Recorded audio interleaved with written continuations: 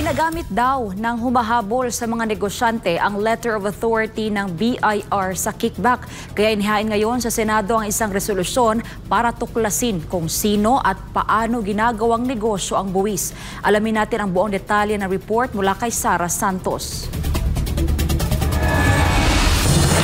Dahil sa dami ng reklamong natanggap, iginiit ni Senator Erwin Tulfo na kailangan ng silipin kung paano nagiging instrumento ng pangungutong ang Letter of Authority o LOA ng Bureau of Internal Revenue.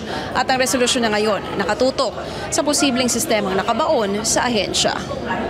Naghain na ng Senate resolution si Senator Erwin Tulfo sa Blue Ribbon Committee para imbestigahan ang umano'y talamak na pang-aabuso sa paggamit ng LOA ng Bureau of Internal Revenue o BIR.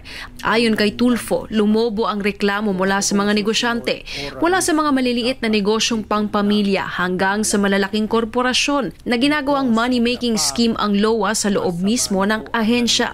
Gihit pa ng Senador, pumapangalawa raw ang BIR sa Department of Public Works and Highways pagdating sa katiwalian, kaya nais niyang malinawan agad kung gaano kalala ang umano'y korupsyon dito. Ang pagkaintindi ko po sa LOA, ang LOA po ay parang search warrant po.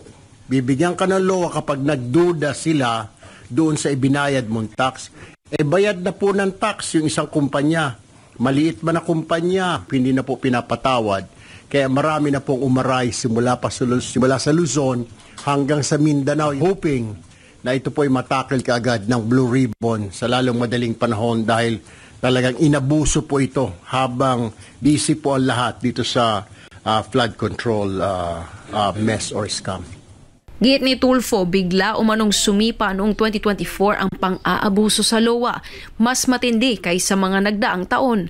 At sa dami ng reklamo, pati dating BIR Commissioner Romeo Lumagi Jr. nais niyang ipatawag sa Senado. Under his administration, naabuso po itong letter of authority. Year before that, at previous years, ginagamit na po pero hindi ganun katindi. Unlike itong year na ito, pagpasok po ng 2024, talagang sinagad-sagad.